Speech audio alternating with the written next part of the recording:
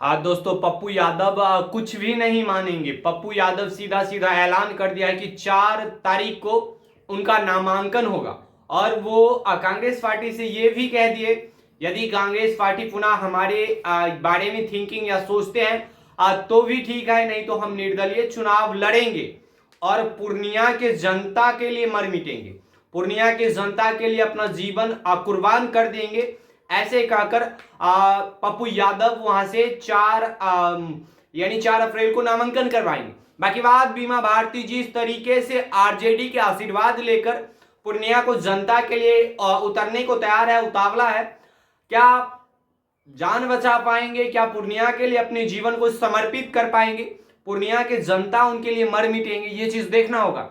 बाकी बात, ये एक तरीके से कह सकते हैं फ्रेंडली फाइट कह सकते हैं। उधर से पप्पू यादव कांग्रेस पार्टी भी ज्वाइन कर लिए, ज्वाइन करने के बाद कांग्रेस से टिकट नहीं मिलने के बावजूद भी वो लड़ने को तैयार है। और बीमा भारती जो आरजेडी के द्वारा वहां का सीट दिया गया, आरजेडी उनके लिए पूरा जान लगा दिया है कि बीमा भारती वहां से चुनाव लड़ेंगे। बाकी बात, क्या पप्पू यादव अपने आप को काबिलियत दिखाते हैं या बीमा भारती दिखाएंगे, ये तमाम चीजें देखना होगा। लेकिन हम एक चीज बता देते हैं, पप्पू यादव यदि जीत गए तो फिर लालू यादव, तेजस्वी यादव, बीमा भारती जी का खैर नहीं।